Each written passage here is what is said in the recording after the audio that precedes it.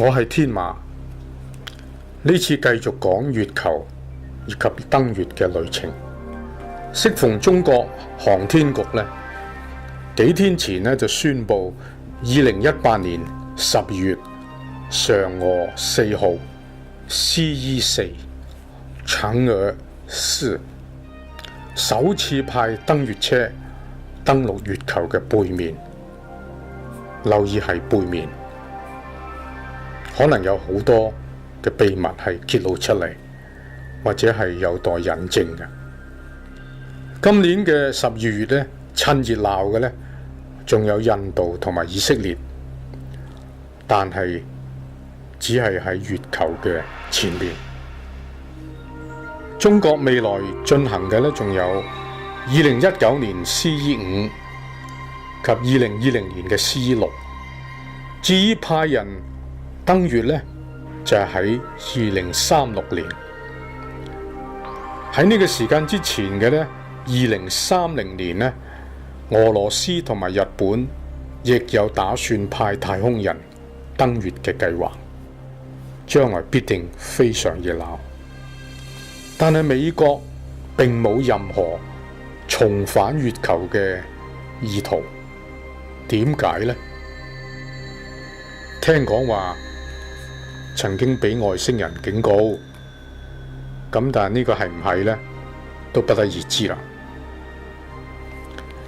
今日我哋溫故知新，前蘇聯呢首次喺1957年係發射人造衛星 Sputnik 1號，亦都首次有太空人環繞地球，就係1961年嘅加加林 Yuri Gagarin。跟住呢，佢有其他嘅行動，例如呢個 Luna、Cosmos、Zond 等，但係佢嘅領先地位呢，卻被美國太空署 NASA 後來居上，爬過頭嚟。個原因係乜嘢呢？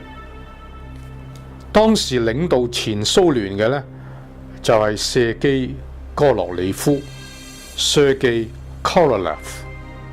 由於國家當時嘅經濟能力較差，兼且佢內部嘅科學家呢，就勾心鬥角爭權，導致到呢就停滯不前，無所突破。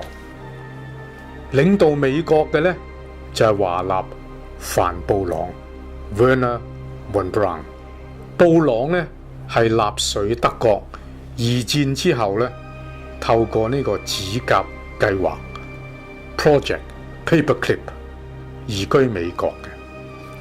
呢個計劃呢，亦都包括到有上千位德國科學家，佢哋對美國戰後嘅航天計劃貢獻巨大。布朗本身係負責 V2 火箭嘅首席科學家，佢領導嘅 NASA 嘅團隊呢，對航天科技、太空探索以及呢個洲際飛彈 ICBM 係有決定嘅勝負作用。佢喺1977年過咗身，個墓碑又好簡單，就係咁寫住佢嘅姓名、日期以及呢個 Psalms 19.1，呢個係另一個故事嚟㗎。將來我哋再傾。對呢位天才呢，我係衷心敬佩。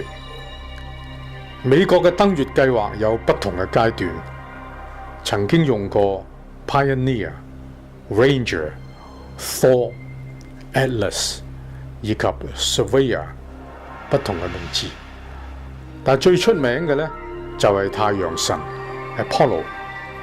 由1968年 Apollo 8開始，1969年5月 Apollo 10，以及1969年7月20號 Apollo 11，首次人類登月嘅創舉，亦降落去呢個平靜海 Sea of Tranquility。首位太空人嘅呢，係登陸嘅係韓斯朗 Neil Armstrong， 第二位係艾德靈 Buzz Aldrin。而當時冇登月嘅呢，而守喺個控制艙嘅呢，就係呢個柯連斯 Mike Collins。項斯朗當時講：人嘅第一步係人類嘅跳一大步。One small step for man, one a giant's leap for mankind。